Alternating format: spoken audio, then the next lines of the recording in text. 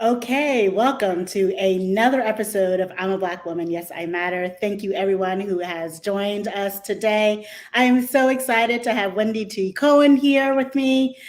She is a fabulous global real estate investor, business mogul, and just amazing woman in general. I've enjoyed our conversations. I've enjoyed getting to know you. So I'm really excited to introduce you to the larger audience. So, Wendy, thank you so much for being here. Thank you for having me. I am so honored to be on this platform. Awesome. So why don't you tell? So I titled this Mermaid Values, and people are like, "What in the world is that?" And I'm like, "I know, it's so cool." It's Wendy. I'm going to call it like Wendy trademark saying. Can you tell us a little bit about what Mermaid Values is and why you highlighted that in our conversation? Sure. Mermaid Values to me is basically using not only the Sustainable Development Goals, because the mermaid concept evolved well before I knew about the SDGs, but the Mermaid Values is really seeing a problem and doing what's in your power to try to affect change, being a change maker, being creative, seeking opportunities for equality and sharing opportunity. Mermaids are known as mythical creatures that are folklore, right? And what I think that a mermaid does and contributes is just the sense of responsibility in protecting the earth. So what I really embraced that concept from a very young age. I grew up in the country in Jamaica, in the highlands of Jamaica, which is St. Elizabeth. That's the breadbasket of the country. And I grew up in South Florida, surrounded by water. Was able to just fall in love with the ocean. Jacques Cousteau was my hero as a child. We had, the entire Encyclopedia Britannica, and my mom had a subscription as long as I was a child to National Geographic. So whenever I got in trouble, that's what I had to go do. I had to go read an encyclopedia or read National Geographic. And so it really instilled those values of embracing the environment and just the wonder of, traveling. At some point in time, I knew travel was going to be in my future. And so that's what mermaid values are to me. It's just having that foundational guidance of protecting the environment. I love that foundational guidance of protecting the environment and being surrounded by water and the mythical creatures. You said a few things I wonder if like the new generation knows. I remember my Encyclopedia Britannica and always having to get the updated version and having a pretty much lifelong subscription to National Geographic. So I just wanted to highlight just like all of us who are in our particular age group and beyond, just a little highlight for them there. This was pre-Google, y'all. We had to actually read books and get information that way. That had to be updated on a yearly or however often they actually updated those versions. Yeah.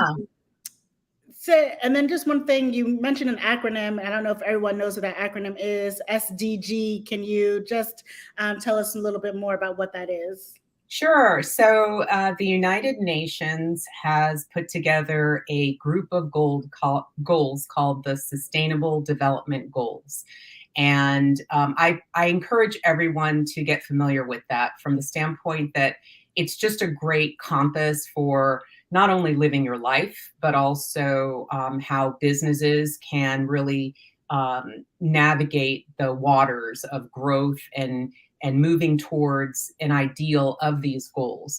It touches on everything from equality, between men and women, between, gender equality, income equality, as far as sustainable development practices, how we should treat the water, how we should treat the earth, using and recycling. It covers the full gamut of life on earth, right?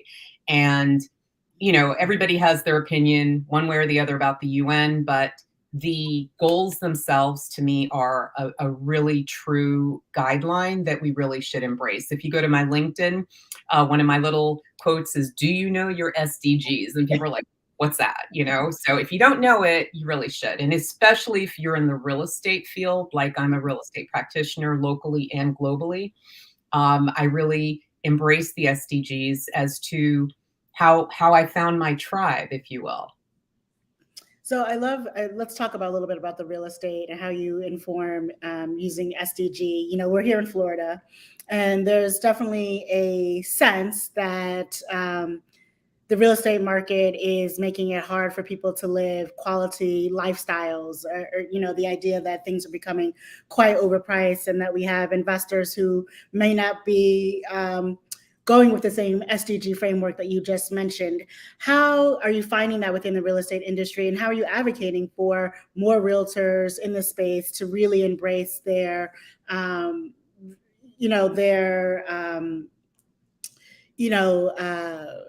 I keep saying, but like sort of like their, I don't want to say burden, but their, how do you become like a good global citizen and still make money, right? We're in a capitalistic country. So how can you do both, successfully and sustainability wise? So you hit on a very key point, because it was a reckoning that I came to as I started my global presence of my real estate career. I've been licensed as a realtor for 15 years this year. Hooray! And when I traveled to Belize for the first time, I'm wearing my Belize shirt right now, which is an octopus, if you can tell all the bubbles on there. And arriving in Belize, I saw two opposing forces. One was really super reasonable real estate. It was homes, beautiful homes, villas over the water for, at the time in 2019, only $300,000, 300,000 US dollars. And I was like, wow, we can make a killing here. It's just so reasonably priced. I've got to tell everybody about investing in Belize. And it was just such a beautiful, unspoiled, amazing environment. And I had recently become an advanced scuba diver at the time. And I immediately also recognized the opposing force of the wrecking of the coral reef. Okay. So if developments are not properly done, you're seeing in these emerging markets, raw sewage being dumped right into the ocean. My gosh. And that actually happens in many places. It happens here in the States. I can't say where, but there's places that this actually still occurs around the world. And so you have this very nitrate rich fluid going into the waters. It's causing overgrowth of algae blooms. You're getting red tide and other things from this practice. And so I recognized immediately that if I was going to make a lot of money at this, selling global real estate, I have to align myself with developers that are using sustainable development practices, that have access to technologies for proper waste removal, or better yet, I was actually working with a company for a couple years to implement their clean energy solution, which would take the waste and it repurposed it into biofuel, clean fertilizer, as well as energy. So there are, and that was something that was founded by the University of Mississippi and other things through our Department of Defense and Department of Energy. So these are true proven technologies. But because they're not out in the marketplace anywhere, investors are hesitant to jump on these things because it's unproven in the practical business sense. So we're still looking to place that solution with the development. But what I saw is that by the time the sales team shows up, it's already a done deal. Yeah. You can't fix it then. If you're fixing it, it's retroactive. So in order to have a influence on a project, you really have to have a seat at the table. So it's about representation, which you talk a lot about, and inclusion. So I have found my way through several international organizations, one of which is fiobc.org, which I dropped that into the chat for you. FIOBC is the International Real Estate Federation. They were founded after World War II to reconstruct Europe. So it's a discipline of everything from real estate professionals like myself, but also the civic engineers, the scientists, the universities, the the attorneys and people to bring funding to projects. So it's a very dynamic organization. And I do serve as part of their sponsorship committee for FIABC USA. And I encourage people who are in the development space, whether, again, they're a real estate professional or any of those disciplines that I mentioned, to get active in this organization. We have opportunities to join as a member. It's about $600 a year, or all the way up to sponsoring. And that's fantastic for a corporation who wants to put their footprint down and say, I believe in sustainability and I'm supporting an organization that is their purpose, is to create not only sustainable developments, but also affordable housing around the world. So I'm sure you've heard of Habitat for Humanity. Of course. Yeah. So Habitat.org is a subsidiary under FIABC.org. Okay. So that's part of rolling out this affordable housing internationally. And that also is one of my very strong points and things that I most focus on, is creating affordable housing, which, in my opinion, it stabilizes communities, it stabilizes families, and it gives people a firm foundation from which to thrive. What I'm doing about it, I've been working with a landowner here in Central Florida for a couple of years now, and we're at the point where we're submitting our project to Brevard County, which is the Space Coast. We'll talk about space in a little bit here, but that project will give 150 new keys, and we're making it truly affordable. The county was blown away that we weren't looking to make this a build to rent community, because everything else that's popping up is for rent. Right. The only way to create generational wealth and create home is through home ownership, right? That's right. I totally agree. So I'm involved. One of my certifications is at home with diversity. So through NAR, National Association of Realtors, they have different initiatives to help with all of these things that we're talking about. And I encourage anyone who's a licensed realtor to get these certifications. And the next one that I'm pursuing is my green certification. I love that. And one of the things that we talked about, now that you brought up affordable housing, was our appreciation for our educators and our teachers here, obviously in the United States, but also globally. So I just wanted to just talk a little bit more about your thoughts around educators and teachers, especially with everything that's going on across the landscape and in Florida as it relates to education. Sure. So number one, teachers are my favorite clients. Why? Because the teachers in my life were just so remarkable. They filled in the gaps for me. My coach from high school, my track coach, Coach Bennerman, he was like a second dad to me. I still love him as much as I did back then. Miss Maury, my English teacher, she gave me such a great foundation with communication and written communication skills that I'm now a published writer on Medium. You can follow me on Medium. I actually am going to be publishing an essay that goes with this talk today, specifically on Mermaid Values, so people can understand and maybe embrace what that means. But essentially, I love teachers, and whenever a teacher's a client, I go the extra mile, because if anybody needs a firm foundation, it's teachers. You have so much pressure upon you with all the daily changing regulations and things that are given away. You bring in working till midnight to grade papers. You've got to be in your own home and not be under the pressure that the landlord's going to raise your rent and you got to move. So teachers are near and dear to my heart. And as a matter of fact, the project that I mentioned to you in Cocoa, my first group that I'm going to are the local teachers through the school board in that community to see who's ready to buy their home. And if you're not ready, we're going to get you ready, because we have at least a year before we, get the properties for you to move into. So we're really looking to make a tangible change, not just talk about it. And everything I feel is like sound bites. People are talking about sustainability, affordable housing, but what are you really doing about it? Yeah. Right? No, and you guys are obviously clearly taking not just actionable steps, or really thoughtful, systemic, holistic approach to the work so that this becomes something that is helpful for all of the communities. It is sustainable within the communities. And it actually sounds like it's run by the communities too, right? They stay there, they're embedded there, they use their money there, they grow their children there, et cetera, and then it just becomes generational wealth. To your point, and so you mentioned earlier that you've had your real estate license for 15 years, but we've talked about a long career in general. Do you mind just talking a little bit about your career journey and what has led you? How'd you get here? Sure.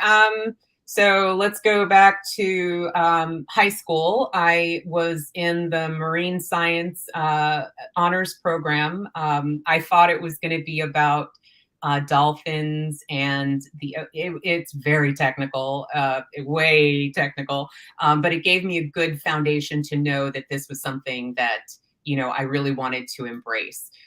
So from that point, I did go to school in Greensboro, North Carolina before my mom passed away, and was able to go to a great liberal arts college called Guilford College. And from there, I learned a lot about environmental justice, and I was part of the African Cultural Society. So that was really my first exposure to Africa and African studies. So that never left me. So now I'm actually doing projects. I'm advising on projects in Africa. I'm working with the African Youth Entrepreneur Startup in Nigeria. I'm working with 2 projects in South Africa that just came to me within this last week. I'm working with a group in Tanzania. So it's been really remarkable how those things that started out as little seeds, 30 years ago, have time to germinate and come to fruition. But most of my career was spent in corporate. I started with Cimarron Management Company, which was a local Pizza Hut franchisee. I was assistant to the the second officer with the company. I forget what his title was, to be honest. It wasn't chief executive, but he was second in command. And also I had a marketing background there. I moved from that company onto Darden Restaurants, which a lot of people know. Darden was Red Lobster, Olive Garden. I was part of the team that helped launch Bahama Breeze. And in that company, I worked in technical services. So it wasn't where my skill set and passion was. I really wanted to move into marketing, and it was just kind of, I was doing so great there, let's keep her here, Yeah. I applied to go, but I didn't, so I ended up getting my degree in business information systems and quickly left the industry and became a financial planner. And how that came about was my brother owned a financial planning firm and invited me to escape corporate America. So, so that was 2000. So here we are, 2023. 5 years later, I did join the real estate field as a local realtor, and it gave me the flexibility I needed as a single parent. I raised 4 children on my own, all very successful. My eldest is a Navy veteran, naval flight officer. So she piloted several different aircrafts and was part of that team before she had a disabling injury. And now she's in nursing school pursuing becoming a nurse. My second daughter is a pediatric ICU nurse. She's licensed in 3 states, Florida, Arizona, and California. And she's looking to pursue becoming a nurse anesthetist. My third daughter is in college, and she is pursuing occupational therapy. She is a retired elite gymnast, having finished her career at 5th in the world. Very proud of her. Yeah, that's amazing. My son is a college student, and he played golf from age 7 through high school, and just a fantastic young man. I'm very proud of him. So I was able to raise them and help them pursue their passions by having the flexibility of working in real estate. But I promise you, it was not easy. It's juggling and juggling and juggling, and especially with the gymnastics practices, 4 or 5 days a week, 4 hours at a shot. and having the other competing priorities. It was definitely a journey, if you will. But I was going to say, Wendy, I just recently, maybe a couple months ago, hosted an event called "To Be or Not to Be a Mompreneur," which is a mom entrepreneur, and how do you make those decisions? And one of the questions that always came up is, well, if you have a job, you're in corporate America, you know exactly where your money's coming from, especially if you have children. And then, like, how do you make that leap of faith to say, like, I will still be able to take care of 1, 2, 3, 4, however many children I have, and still be successful, still be able to pour into them the way that you have been able to. And congratulations on all of the success that your children have accomplished thus far. They're just starting out, so I'm sure they're going to continue to accomplish many, many, many amazing feats as they continue in their life's journey. But can you talk a little bit about some of the challenges, and then how you met those challenges? Ooh. So I'm going to say something that I heard recently on social media. I've survived 100% of the bad days I've ever had. I've survived 100% of everything bad and negative that I've ever gone through. So with that said, there's always going to be challenges, and you just have to keep moving forward and not losing your optimism and motivation. And I find that it's through my faith that carries me forward. I come from a very strong family of faith. My grandfather was a country pastor, and many of his children, including my cousins, are in the ministry in different capacities. My aunt, Carlene Davis, she just had she was on the Billboard charts for gospel just in 2019, number 2 for Dripping Blood was her album. So we serve in our own capacities. I consider real estate my mission. That's how I serve, and that's how I approach it. I believe you must lead with service, right? But as far as a mompreneur, and really, you just got to hustle. You got to stay focused. And I think going back to what Michael J. Fox said, with gratitude, optimism is sustainable. So if you start with gratitude, I'm grateful that I woke up this morning. Yeah. Would you take $10 million over not being able to wake up? No. So being able just to wake up and being able to get up and walk every day, to exercise, to do these things, we have to start with a spirit of gratitude. And when you feel full, you can give and you can serve from a place that helps others. But I won't candy coat it. There's been some really rough times. There's been some skin knees. There's been, things that came up that you just got to deal with. And I think through gratitude, that's what keeps me focused forward in a positive manner. It's awesome to hear that your family is so steeped in faith. I've been having so many different conversations about, especially when it comes to Black folk or people across the African diaspora, and our sense of faith. And our sense of faith is always actionable. So, when you say that you lead in service, or that, faith compels you to act, I've heard this over and over again. So it was just nice to hear this as well from your family. That seems, by the way, super accomplished. So that's amazing. I love that because it just brings back to the grounding in the history, and knowing who your history is, knowing who your family is, having that foundation, I think gives you another sense of pride and another sense of purpose as you walk through life. And it's a blessing, right? Not everyone gets that kind of blessing. I do want to go back to a little bit of what you were talking about in terms, and I'm going to butcher the name, so I'm not going to say it, but the youth organization you're working with out of Nigeria. Can you please give them a shout out again and talk a little bit more about what you're doing with that program?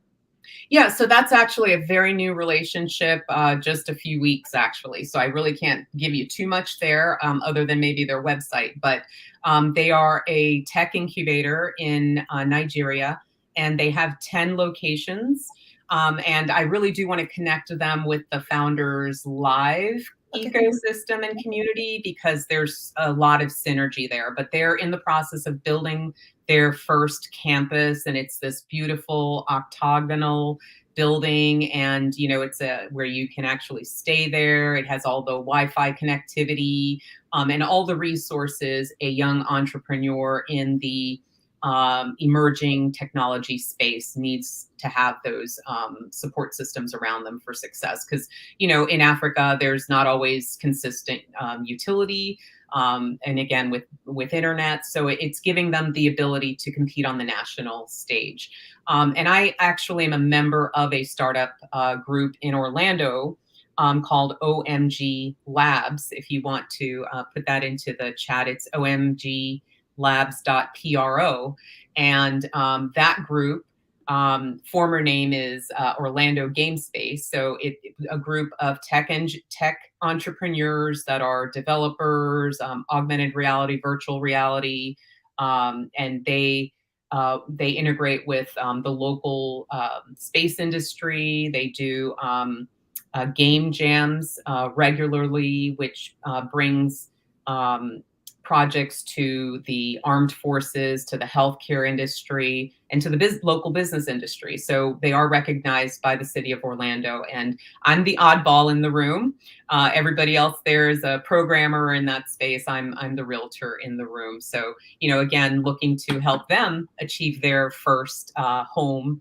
And of course, because they are sharing this this incubation space, they have less expenses than somebody starting their company and doing all this by themselves. But it's a really great ecosystem because they are able to partner together on different projects and help bring things to the market. So I'm looking to connect those organizations as well. I love that. And then you've mentioned aviation, aerospace a few times. And so I definitely want us to get there and talk a little bit about the awesome work that you're doing. So you're not only thinking about what's going on here in the land, but also in the air and how those connect.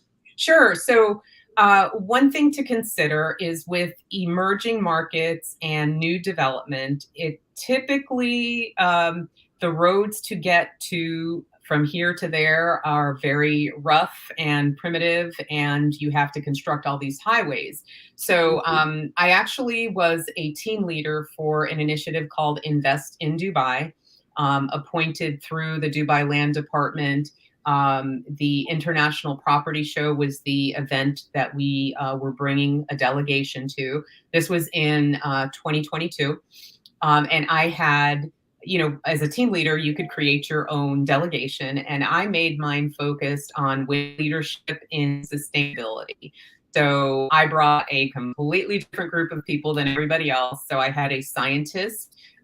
She is a biochemist who was part of the Johns Hopkins team that founded the diabetes gene that causes, the gene that causes diabetes. And she's gone on to launch her product, which is a nutraceutical product that helps to clear your endocrine blockages. And she was able to be recognized while we were in Dubai. I brought a fine artist who has artwork that features different endangered species. So again, to that sustainability realm. Several of the practitioners that came with me, the real estate practitioners, they have been involved with the International Real Estate Federation. They are part of National Association of Realtors Certified International Property Specialist designation. And one of the companies that I had the honor to represent at the annual investment meeting was E-Jet Aerospace. So I didn't know anything about them before that event, and was able to bring them to Dubai, meet with investors and share this new technology. And I just kept showing up and kept serving, kept introducing, because they're in the seed funding stage. They literally need $10 million, which could be as little as 1 million up to, 3 million. And we have support from some government agencies that are actually interested in this technology, including the state of Florida. We've been invited to apply to their Florida Opportunity Fund. Oh, great. Awesome. And we have a meeting coming up with Nova Southeastern University's London Innovation group. So we're super excited about that opportunity to present E-Jet Aerospace to the world. But what E-Jet Aerospace is, it's a brand new technology. They won the World Intellectual Property Organization, WIPO, best technology ever filed out of Latin America for Colombia, which is super exciting. So whenever I meet somebody from South America or from Colombia. I'm like, I have something to show you. You should be so proud of your country, you know? And what EJet will do for our world is this. It's going to give us affordable transportation regionally that is much more affordable. And this is going to blow your mind.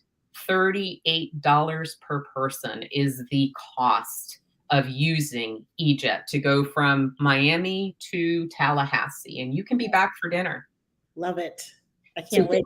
think of what that's going to do for families that have to travel for work. You know, that's going to give them quality time. Again, going back, will you take that $10 million and you can't wake up? No. Time is our most valuable resource. And if we can help make transportation safer, more accessible, the day of the Jetsons truly has arrived. And the cool thing about EJet Aerospace is that it's already certifiable because the gyrocopter platform was approved by the FAA back in the 1950s. The things that you're seeing headlines on right now are called multicopters, and those are not yet certifiable. So EJet has the first mover advantage, and everybody is really starting to really get excited and supporting us. So thank you, Founders Live, for seeing the wisdom of that technology and what we're looking to do. But one more thing about EJet Aerospace is that it's going to create entry-level jobs on two levels. One for manufacturing. So from the manufacturing standpoint, we can employ disabled people. You don't need legs to work in our manufacturing facility. It's an assembly type of manufacturing, so very simple and entry-level skills. So we're going to be able, from the time we get funding, we're going to have 14 very high-paying jobs, and then 250 once the manufacturing line opens, 250 jobs immediately. We're talking with the country of Jamaica, which is where I'm from, to see if we could bring the manufacturing there, and we are awaiting introduction to their investors right now, but we're working with JAMPRO, which is Jamaica Promotions. That is their business arm to bring in new businesses into Jamaica. And the other tremendous opportunity for employment with EJet is the pilots. So it is we're not selling the aircraft, we're selling the routes. So if you want to buy a route for the state of Florida, for the state of Texas, for Jamaica, for Colombia, or wherever, you can actually purchase a route or own it with the municipality, or the municipality owns it. But what that will do is create a pipeline for new pilots. Yeah. And if you're familiar with some of the issues we're having in commercial aviation right now, it's that the pilots are aging out of the system.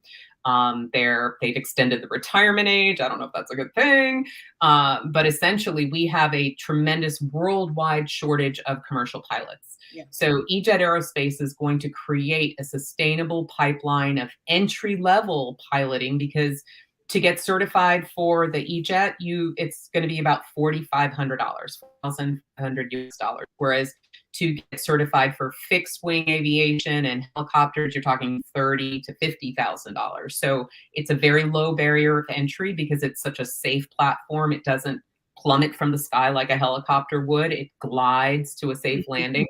If you happen to be over the water, it turns into a boat and it's sealed, so you're not going to, plummet to the depths of the ocean. So it really has broad appeal, and I think we may be entering the space more from an emergency transport. We're getting a lot of attention from emergency transport, so I'm really excited about that company. I'm their chief marketing officer. I earned myself into that role just by showing up and serving and serving and serving. And they offered that opportunity for me to be an official member of their team. I love that. So first of all, congratulations. For those of you guys who are wondering, what is Founders Live? This is I'm a Black woman, yes, I matter. So not everyone knows all the things and the hats that I wear. So I am the Miami City lead for a global business organization called Founders Live that connects entrepreneurs to resources, and then also millions of dollars worth of VC and angel seed investing and funding.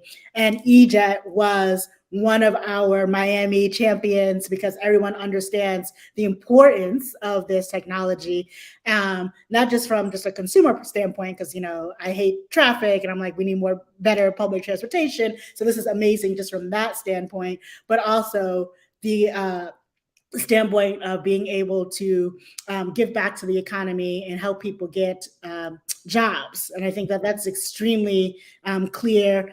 Saul, he also talked a lot about the ability to have more disabled or differently able-bodied people working within the company as well. And that is something we don't always hear and or see when people are talking about their emerging technology. So again, another organization that's been really thoughtful and holistic about their approach to work and the approach to technologies and emerging markets. So again, thank you so much, Wendy. All of these companies that we are talking about, I will put into show notes so that you guys can go back afterwards and make sure that you can continue to learn more. We're definitely going to link that Medium link. There is another YouTube video around this as well that Wendy has put together. So I'll make sure that that is linked.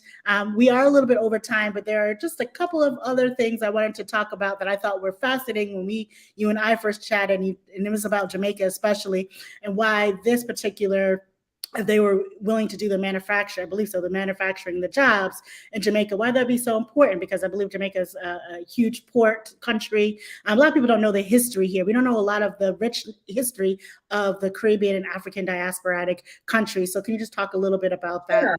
Sure. And one thing I want to mention also is Black Girls Dive Foundation and how that kind of fits into all this. But speaking of Jamaica in particular, Jamaica is a rock that emerges out of the ocean. So we're called Jam Rock. Everybody knows that song, Welcome to Jam Rock.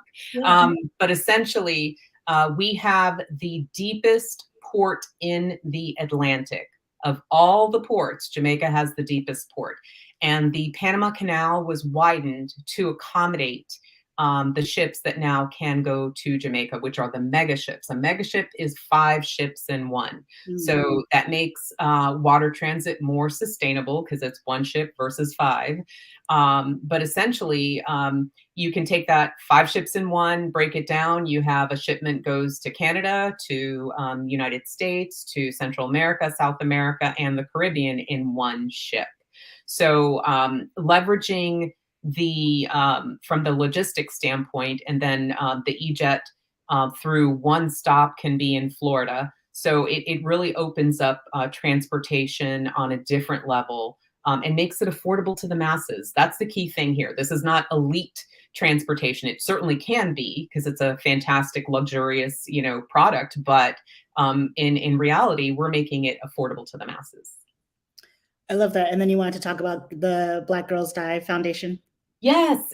So that's one, talking about Mermaid Values. Black Girls Dive Foundation is a group that I have been serving for the last few years. They help teach Black children how to swim.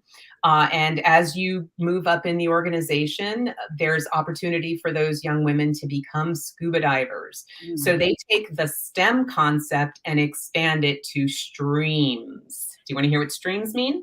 Yes, of course. Let's do it. So science, technology, engineering, arts. So underwater digital photography for arts, robotics, and STREA, mathematics, and S for scuba. So it takes the STEM concept and expands it, but now we have representation. Very few, Black women in that scuba diving space, and I'm proud to be one of them. I haven't dived in a while. I had a little accident with my ear that I'm still trying to work out, but diving is really what brought all this together for me. So I have to give props to that foundation, back to high school, So that's how I got involved in sustainability. And it was through being a team leader with Invest in Dubai and helping to bring entrepreneurs and startups. And that's how I ended up in this space of working with entrepreneurs and startups with my company, Stronger Consulting. Great. Thank you so much, Wendy. How can people get in touch with you? Sure. My Instagram is Wendy C. 3, 2, 1, go. My Instagram, my LinkedIn is Globally Wendy, and I would appreciate you connecting professionally on LinkedIn. That's really where the business is, and want to keep that there. But you can find me on Facebook as well if you're looking for a home or wanting to invest. I put out a lot of really great relevant content. Helping educate. I'm really, again, going back to my teachers, you got to educate first, Yep. answer the concerns, protect the consumer, empower them to make a good decision. I'm not a salesperson. I'm a guide. I love that. Thank you so much, Wendy. You have taught us so much about Mermaid Values. Now we know streams. And then just really thinking about how we can help with the sustainability, the SDGs, thinking much more on a global and larger sustainability scale. Wendy, thank you so much for giving us time on this lovely Tuesday.